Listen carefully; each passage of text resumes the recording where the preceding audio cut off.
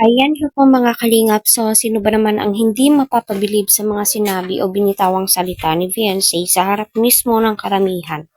Pati nga po pati nga po ang mga Kalingap Boys ay rinig na rinig, pati nga po itong si Rose Ann. So, marami nga po ang na-prank dito kasi akala nila is part 20 nga po ito. Naway suportahan po natin lahat ng beneficiary ni Kalingap Prab para sa ganun nga po ay tuloy-tuloy po yung paglingap at pagtulong nga po nila. So, hello po mga ka-Team EDSI.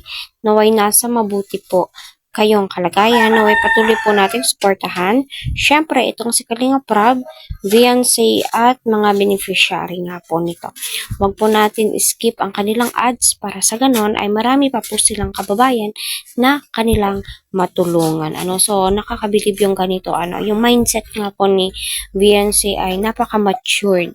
Kaya maraming supporters, viewers ang tuwang-tuwa kung ano po ang pag-uugaling meron itong si Fiancé. So nahubog ng gusto ng magulang. Kasi mag-a-appear po yan kung papaano po nila pinalaki. Kaya nakakatuwa yung mga ganitong mga mindset.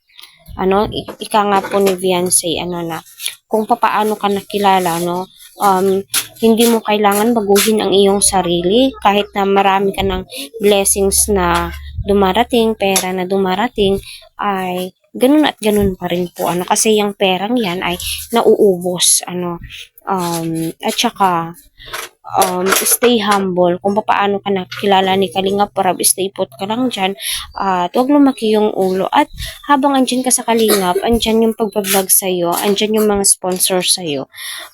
Mag-ipon po talaga. Kailangan mong mag-ipon para sa ganon, para sa kinabukasan mo syempre. Kasi di naman po lifetime yung pagtulong ika nga po nila. Kasi marami pa po ang mas nangangailangan ng tulong at napakaswerte nga po ng iilan dahil isa sila sa mga natulungan at nasuportahan ng Kalingap.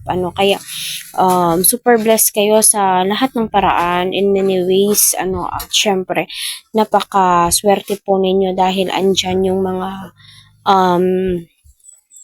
supporters, sponsors na patuloy nga pong nagtitiwala at umaasa na hindi kayo magbabago at wala kayong dapat baguhin sa sarili po ninyo, di ba? Kaya natutuwa si Kalingap Prab sa mga beneficiary po niya ngayon kasi nga ibang-iba yung mindset na meron po sila.